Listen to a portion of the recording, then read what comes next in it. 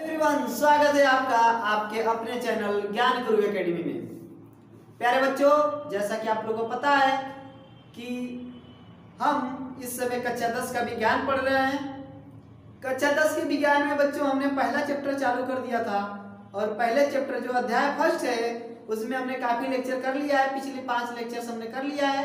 उसमें हमने क्या किया है, सबसे पहले रासायनिक अभिक्रियाएं, रासायनिक समीकरण, अभिक्रियाओं को संतुलित करना, ऊष्माक्षेपीय अभिक्रिया, ऊष्माशोषी अभिक्रिया और बाकी कुछ क्वेश्चंस हमने पूरा कंप्लीट कर लिया है।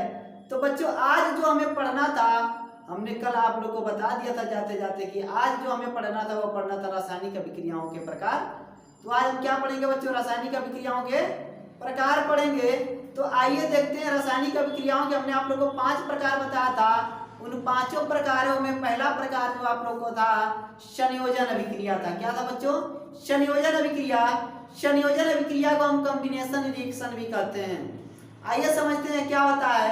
तो ऐसी अभिक्रिया होती है जिनमें क्या होते हैं, 2 या 2 से अभिकारक मिलकर एकल उत्पाद का निर्माण करते हैं। मतलब क्या हुआ बेटा कि ऐसी अभिक्रियाएं जिनमें 2 या 2 से अभिकारक मिले, 2 या 2 से अधिक या फिर 2 या 2, ठीक है, तो क्या होंगे बेटा, 2 या 2 से अधिक अभिकारक मिलकर क्या करेंगे, एकल उत्पाद का निर्माण। तो वही चीज यहाँ पे देखिए, ऐसी अभिक्रियाएं जिसमें 2 या 2 से अधिक अभिकारक मिलकर एकल उत्पाद का निर्माण करते हैं उन्हें संयोजन अभिक्रिया कहते हैं। थोड़ा इसको और अच्छी तरह से समझ लेते हैं।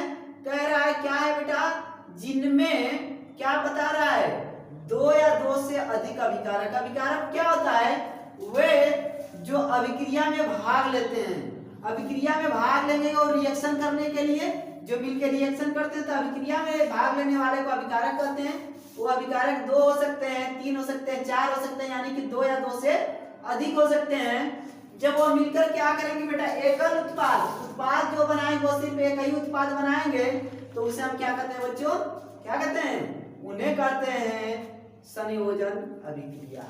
आइए कुछ एग्जांपल देख लेते हैं। जैसा कि आप लोग को पता है कार्बन है, सी क्या आप लोग का, कार्बन की जब हम अभिक्रिया कराएंगे किसके साथ कराएंगे बच्चों, ऑक्सीजन गैस के साथ, O2 के साथ। जब कार्बन की आप O2 के साथ अभिक्रिया कराओगे तो आपको क्या मिलेगा बच्चों, CO2।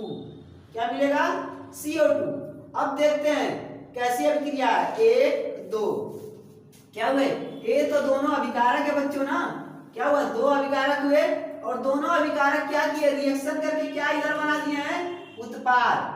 जब क्या बनाया बच्चों, उत्पाद, तो क्या हुए, 2 अभिकारक मिलके एकल उत्पाद का निर्माण कर दिए हैं। तो इस अभिक्रिया को अगर आपसे पूछा जाए कि अभिक्रिया किस प्रकार की अभिक्रिया है, तो आप इसे बिना सोचे समझे बता सकते हो कि किस प्रकार की अभिक्रिया है बेटा, कॉम्बिनेशन रिएक्शन है। क्या है, कॉम्बिनेशन रिएक्शन। आइए कुछ और एग्जांपल्स देख लेते हैं। जैसे कि आप लोगों को पता है CaO, calcium oxide. Calcium oxide को आप लोग क्या कहते हो बेटा, चूना कहते हो। क्या कहते हो, चूना। अब प्लस जब चूना को किस में मिलाएंगे बेटा, H2O, यानी कि पानी में। चूने को किस में मिलाएंगे बच्चों, पानी में। तो फिर जो हमें मिलेगा वह मिलेगा कैल्शियम का हाइड्रोक्साइड, CaOH का होल ट्वाइस। यही मिलेगा बच्चों। क्या मिलेगा आप लोग को, यहाँ पे पानी था, चूना था, दोनों को आपने मिलाया तो आपको क्या मिला, कैल्शियम का हाइड्रोक्साइड। इसे क्या कहते हैं आप लोग, इसे तो चूना कहते हैं और इसे कहते हैं बुझा हुआ चूना। क्या कहते हैं बच्चों, बुझा हुआ चूना। यहाँ पे आप लोग ध्यान से देखिए, यहाँ पे भी 1 2, ये क्या है, जो अभिक्रिया में भाग ले रहे हैं।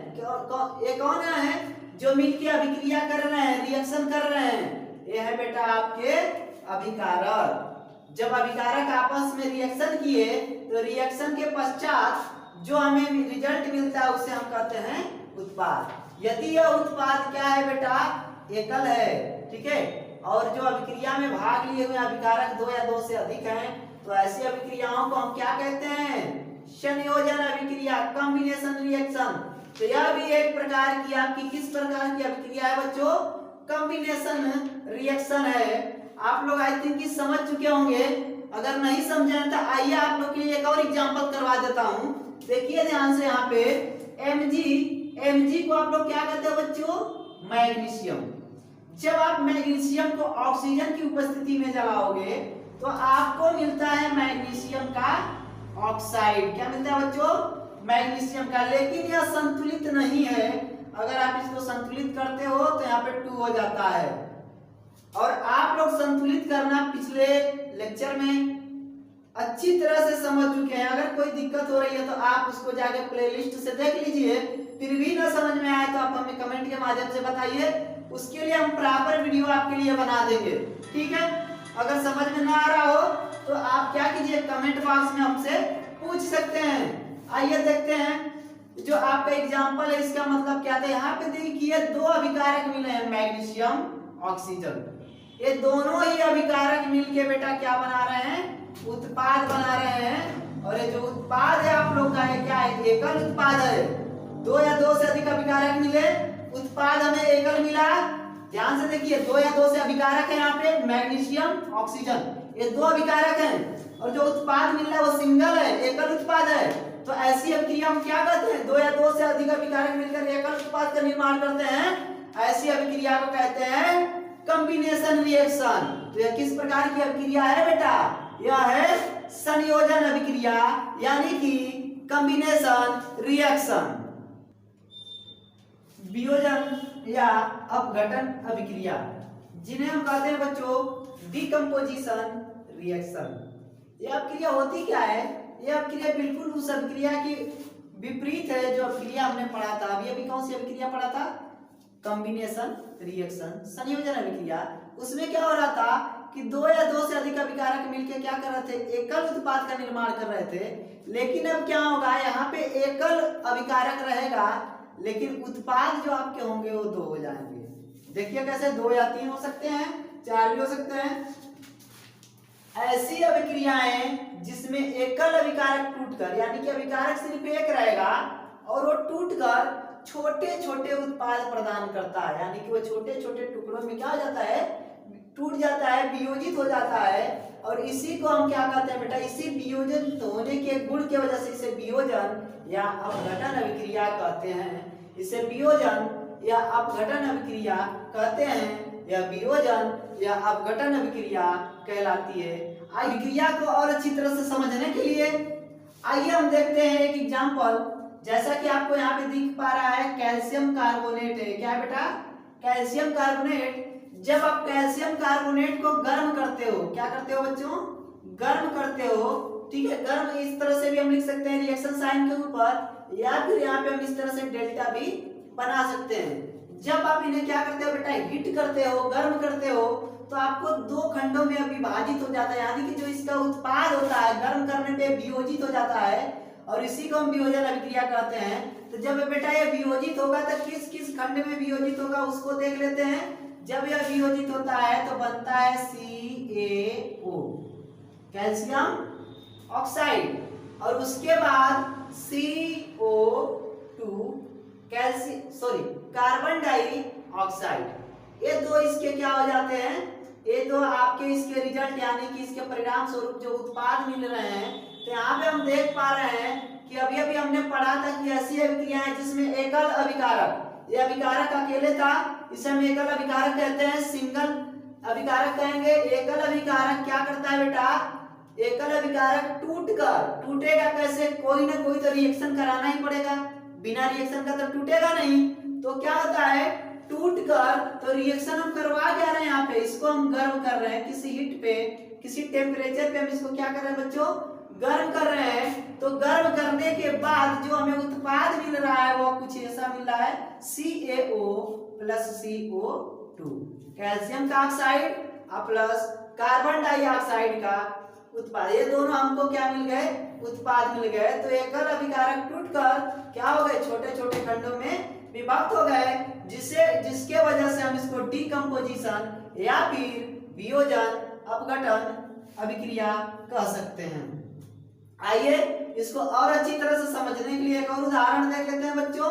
जैसा कि आप लोग देख पा रहे हो यहाँ पे यहाँ पे क्या है बेटा? 2H2O, इनके साथ जब हम रिएक्शन कराते हैं 2H2O तो क्या करते हैं, रिएक्शन करवाते हैं। रिएक्शन कैसे करवाएंगे, यहाँ पे हम क्या करेंगे, इलेक्ट्रिक यानी कि विद्युत धारा से इस पे करंट से रिएक्शन करवाएंगे। किससे कराएंगे बच्चों, करंट से, विद्युत धारा से।